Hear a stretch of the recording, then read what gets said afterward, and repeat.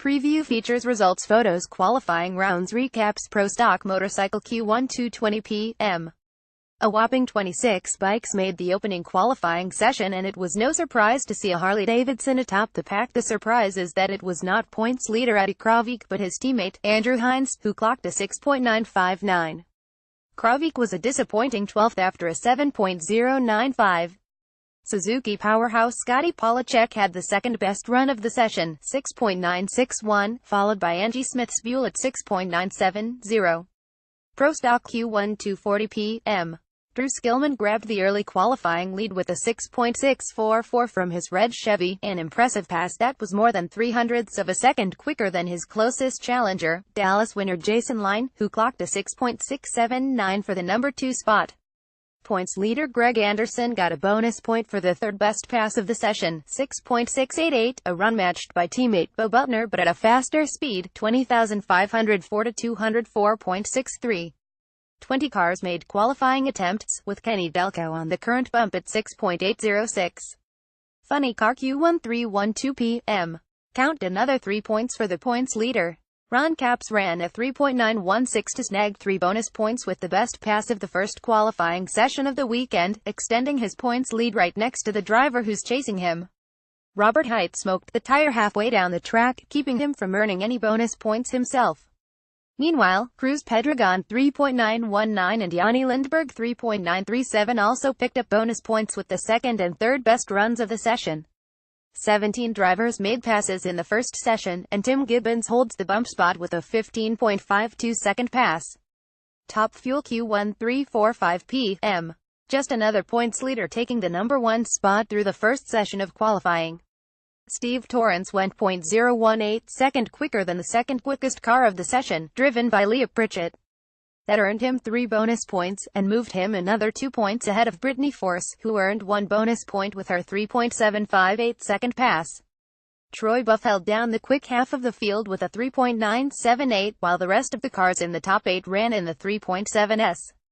As temperatures cool, everyone will be trying to make up 200ths or more advantage. Steve holds on the top fuel field. Pro Stock Motorcycle Q2 4:50 p.m. Eddie Kravik supplanted teammate Andrew Hines atop the qualifying sheets, bouncing back from a subpar 7.095 in Q1 to a field-leading 6.936 in Q2.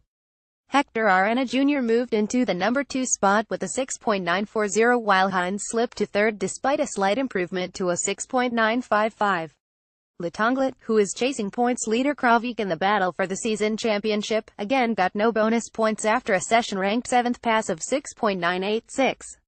Fred Camarena is on the 16-bike bump spot with a 7.067. Pro Stock Q2 5:15 p.m. Points leader Greg Anderson picked up 3 very valuable bonus points for having the quickest run of the day's second qualifying session, a 6.633, while the 2 guys chasing him, his teammates, Bo Butner and Jason Line, earned respective bonuses of 2 and 1 point to make it a KB Racing sweep of the top 3 spots in the session. First session leader Drew Skillman could not improve on his opening run of 6.644 but fell just 1 spot to the number 2 qualifying position. Funny Car Q2 5:57 p.m. Jack Beckman tied a new track record with a 3.867 second pass, grabbing 3 bonus points in the process. 3 different teams earned points, as Courtney Force 3.878 and J.R. Todd 3.884 rounded out the top 3. Jim Campbell and John Force ended up in the same lane when the 16-time champion crossed the center line in front of the second-year Funny Car pilot. Force dropped the chutes in front of Campbell, but the two avoided what could have been a scary collision. Neither recorded a time as a result of Force smacking the blocks in the center of the racetrack. Cruz Pedregon also made a really solid run, making a 3.897 second pass. Top Fuel Q2 6:24 p.m. Here comes the Sarge. Tony Schumacher ran a 3.673 to take the track record and the provisional number 1 qualifier. That earned him 3 bonus points as he made a pass 0.02 of a second better than the number 2 qualifier, Steve Torrence, who ran a 3.694. Those were the only 2 3.6s of the day, as Sean Langdon hit a 3.742 to capture the lone bonus point of the second session. Richie Crampton sits at the bottom of the pack with a 9.863. Leah Pritchett and Brittany Force round out the top 5 with 3.754 and 3.758 features after his car wrecked at the AAA Texas NHRA Fall Nationals in Dallas. Steve Torrence and the Capco Contractors team pulled out a brand new car in the semifinals against Brittany Force. Torrence came up short in that run, but after a day of testing and some time to work on the car, he felt confident entering the NHRA Toyota Nationals. It turns out that confidence was warranted. He laid down a 3.736 to move into the number 1 qualifying spot after the first session at the strip. That's just 0.016 seconds behind the number that earned him pole position in Las Vegas at the spring race back in April. That race featured cooler temperatures than we're experiencing in Sin City currently. More than anything, it speaks to the fabulous job crew chief Richard Hogan and assistant crew chief Bobby Logana have done on his dragster. To take brand new pipe and run quick and fast, at altitude no less, should strike fear into the hearts of his competitors. There are still a few more qualifying sessions for Torrence to improve, but this is a great starting point. Perhaps most impressive is how much better the Texan ran than his competition. Leah Pritchett made the second best run of the session, at 3.754, and Brittany Force made a 3.758 second pass. Those are both nearly 0.02 of a second slower than Torrence's pass.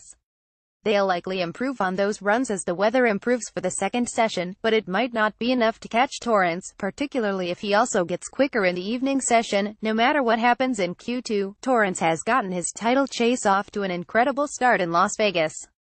He came up short at the strip in the spring, but a win in the fall, like he did in 2016, would put him on the verge of his first title. With just 2 races left, Tony Schumacher and the U.S. Army know that their chances of collecting a 9th-season title are slim, but like the troops they represent, there's no surrender in their hearts.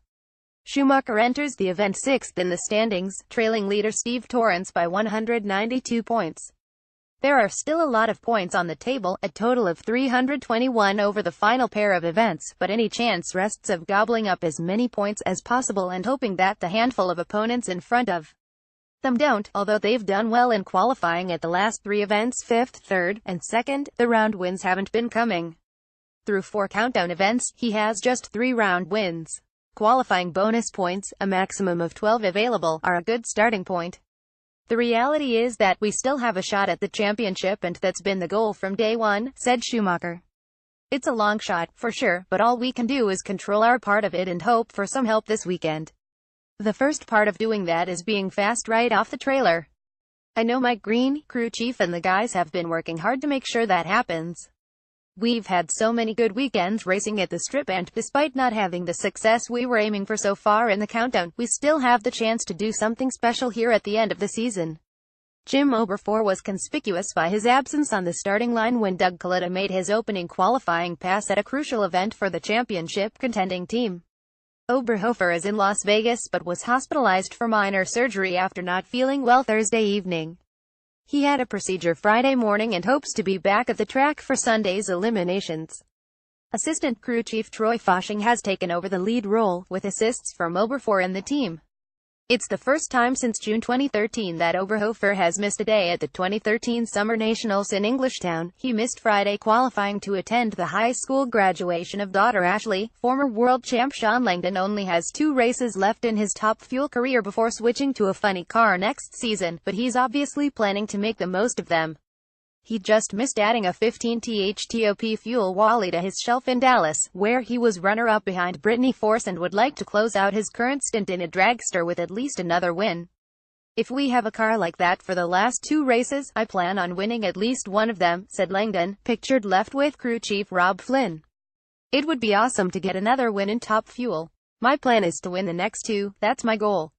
It will be a big change next year and I'm excited about it, but my plan is to just focus on the rest of this year first.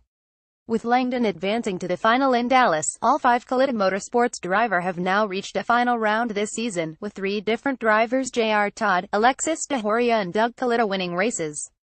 It hasn't been the countdown that Tim Wilkerson had hoped for, with just 3 round wins in the first 4 events, but he's nonetheless climbed 1 spot from his initial number 9 seed to number 8 and has aspirations of getting into or near the top 5. Wilkerson has finished in the top 10 for the last 10 seasons and 13 times overall, with a career-high second-place finish in a dazzling 2008 campaign, but will need to overcome some recent Vegas woes to continue to advance this season. "I've given up some good rounds in Vegas the last couple of years," he admitted.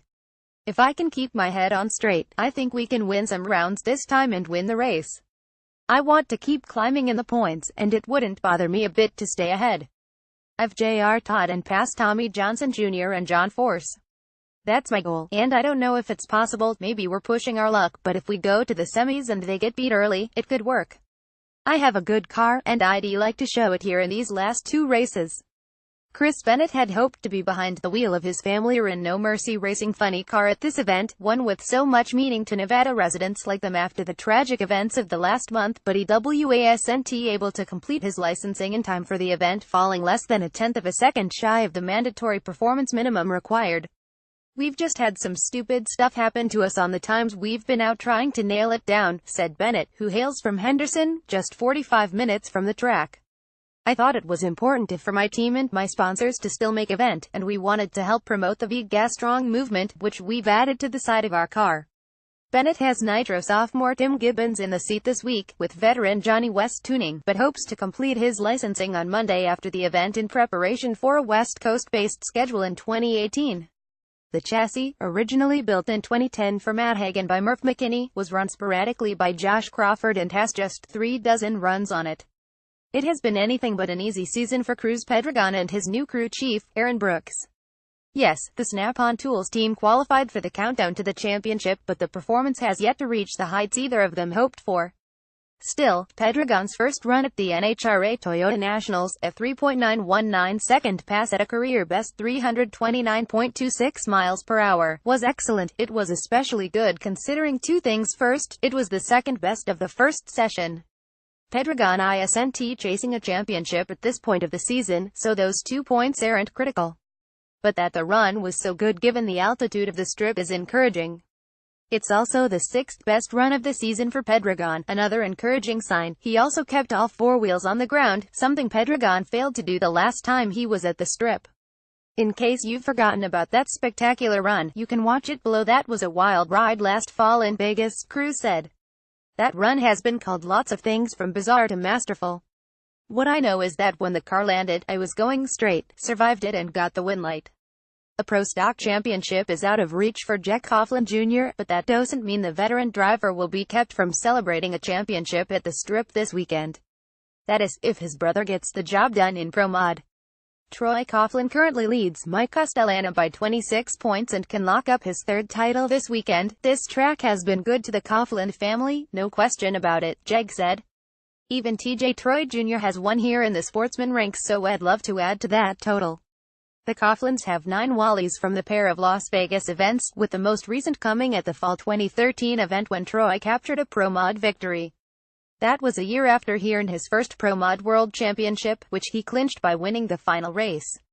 "The season at the Strip, I have so much love and respect for my brothers, and experiencing them winning titles is every bit as exciting as winning them myself," said Jeg. "We're a family and a team, always, so we share in everything." Jeg is looking to get back in the winner's circle himself for the first time since his 2015 stock victory.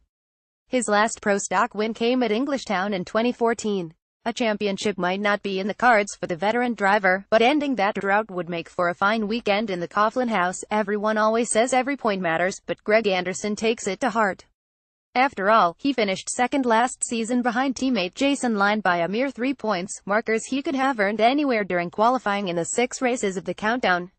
Anderson, who has 7 wins and 9 final round appearances in Las Vegas, enters the final 2 events in the tour in the lead once again, but just 15 points ahead of Bo Butner and 30 in front of Line. With the 3rd best pass of the opening qualifying session, Anderson picked up 1 bonus point and, just as importantly, kept Butner, who was 4th quickest, from earning any, while Line picked up 2 points for the 2nd best pass. In Q2 he got the maximum 3 points while Butner got 2 and Line 1.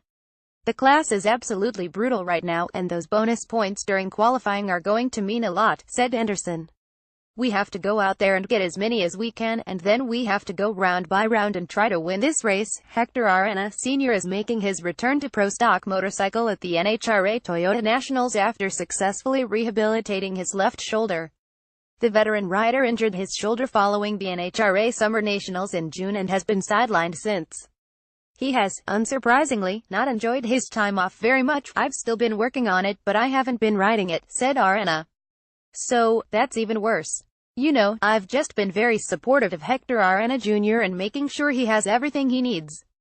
The younger Nhra had much luck during the countdown, despite a very strong regular season. He's won 4 rounds in 4 races, and has lost in the first round in back-to-back contests. His dad will ride a brand new EBR that Hector Jr. rode for 2 qualifying rounds at the U.S. Nationals in Indy before switching back to his old bike. I'm trying to work the bugs out of this one, said Nhra. I'm going to jump on this one because I've got nothing to lose. Don't worry, even a veteran rider like Nhra has nerves aplenty ahead of his first run in more than 4 months. I am nervous, don't get me wrong. It's been a while, and this feeling, you know everyone is going to be looking at you, he said. Team Liberty Racing's Corey Reed and Angel Sampi have returned to the tour after sitting out since the Chevrolet Performance U.S. Nationals in September to concentrate on improving the reliability of the engines in the PSE Victory bikes. What they found wasn't earth-shaking, but it also wasn't something that they and championship-winning crew chief Ken Johnson could figure out on the fly and continue racing. It was a lot of little, minute things, like clearances and switching from one rod brand to another, he said. Honestly, it was just a lot of little things, but those little things can add up pretty quickly. We just needed that time off to have a little room to do that. The team tested both bikes recently in Orlando, Florida, where they made runs without a single item of breakage, a far cry from where they were before they parked the bikes after Labor Day. We were having some sort of issue almost every run, he remembered. If it wasn't hurting something to the point of actually breaking the next run, it would break. It was beating itself up the whole time. We couldn't figure out exactly what was going on because everything was sporadic that we couldn't track it. I was very frustrating. Stepping back kind of opened our eyes to a couple of things that we may not have had time to see if we didn't skip a few races. We're confident that we're not gonna hurt anything, and even go faster than we have all season, because we're not hurting our stuff. We're committed to these engines. We're at a point now where every step we take we can learn something. We might not be especially fast this weekend, but we're ready to build on that and for personal pride. Neither rider is in the countdown, so they're out looking to have fun and play spoiler. Reed especially has his eyes set on a bounty that Nitrofish owner Kenny Koretsky, who backs second-place Elite Tonglet, has put on points leader Eddie Kravik. If Eddie qualifies number 2 or 3, I wouldn't mind being number 14 or 15, he said with a smile. I can't win the championship, so at least I can stir the pot. Eddie Kravik can wrap up his 4th championship at the Strip in Las Vegas, if he has just about a perfect weekend. He'll also need Le Tonglet to go out early. That's a big ask, of course, but Kravik isn't thinking any differently ahead of the NHRA Toyota Nationals than he was before his incredible AAA Texas NHRA Fall Nationals. Just make good runs, that's all you can do, said Kravik. Have another weekend like Dallas. Everyone else in the class wants the exact opposite of that. There's a rumor of a bounty going around the pro stock motorcycle pits, payable to anyone who can take the points leader out of competition. Kravik is taking that in stride, and with his typical good sense of humor. Oh yeah, how much? He asked. That's good. If they can't do it themselves, they gotta put a bounty of me.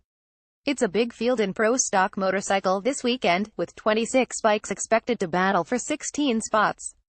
That means plenty of riders to try to knock off Kravik. Of course, they've been trying to do that all countdown long with limited success. For what it's worth, the Harley-Davidson rider has only won twice at the Strip, in back-to-back seasons in 2011 and 2012. The last 2 seasons he won a title. You gotta run the bikes a little bit different, not a whole lot, said Kravik. Not quite like you do in Denver. Pro mod racer Eric Latino, a resident of Port Perry, ONT, exited his 67 Camaro race car on his own after it made contact with both the guardwalls during the first round of qualifying. I'm totally fine and don't have any pain. The doctor cleared me, said Latino, moments after the incident. Photos race week kicked off with a traditional Thursday night fan fest on famed Fremont Street, where NHRA fans turned out in force to meet the stars of the NHRA Mellow Yellow Drag Racing Series and get autographs. NHRA stars like Antron Brown not only are always eager to sign autographs but to interact with fans in even more personal ways, with the event falling on Halloween weekend. Pro stock motorcycle riders Joey Gladstone and Corey Reed got into the mood with their Dumb and Dumber themed costumes. The Halloween spirit continues on the racetrack, as always, as Bo Butner has his pro stock entry as the trim of the famed black and gold machine from the Smokey and the Bandit movie. The name on the door says Gray, but the name on the window is not Shane Gray but Shane Tucker, as the Aussie driver is running one of the Gray Motorsports machines this weekend. The car is actually the one in which Tanner Gray won his first event at this track earlier this season. Funny car points leader Ron Capps is never at a loss for fans, young and old. Alexis DeJoria is hoping for another Vegas win as she completes her last 2 events before heading into retirement. In funny car parlance, Jeff the Surfer Deal had the heater on when his machine lit up during the second qualifying session. Jet cars close the night at the Strip in Las Vegas with a spectacular show. As usual, preview the NHRA drag racing season reaches its penultimate race in Las Vegas with the NHRA Toyota Nationals. The chase for a championship in all 4 classes remains tight as we visit the Strip for the second time this season. Steve Torrence hung on to the points lead despite bowing out in the semifinals at the AAA Texas NHRA Fall Nationals. He fell to Brittany Force, who went on to win her second race in the countdown and third of the season, a round after crashing into the wall at the Texas Motorplex. The Texan will look to bounce back from that performance with the brand-new dragster his team pulled out for the semis, which he's now tested with at Lucas Oil Raceway in Indianapolis. Torrence leads Force by 57 points and Doug Kalitta by 76 points. That's hardly comfortable given the 321 points on the table at the final 2 races of the season. The Texan has reached the final at the last 2 Las Vegas races and he won the last fall Las Vegas event. A win at the Strip would put Torrence on the verge of his first championship. Driver initial seed Charlotte result Reading result St. Louis result Dallas result Current position change Steve Torrence 1 E2 Ru WSF 1 Anton Brown 2 E2 SF 4 2 Leah Pritchett 3 E1 E2 E2 E2 5 2 Tony Schumacher 4 E2 E2 E2 E1 6 2 Doug Kalitta 5 W E2 Ru E2 3 2 Brittany 4 6 SFW E2 W2 4 Clay Milligan 7 E2 E2 E2 E1 7 0 Terry McMillan 81 E1 E1 E1 91 Scott Palmer 9 E1 E1 E1 E1 10 1 Sean Langdon 10 E1 E1 E1 Ru 8 2 Both Ron Capps and Robert Hyde enter Las Vegas with the best chance, by far, of taking home the funny car title. The defending flopper champion, Capps, leads Hyde by just 24 points after coming up short to the Auto Club pilot in Dallas. It's unlikely anything will be decided at the Strip, especially considering how well the 2 frontrunners have raced during the countdown. Capps has earned 395 points during the playoffs, Hyde has picked up 391, and each have won 2 races. That's about as tight as things can get with 2 races to go.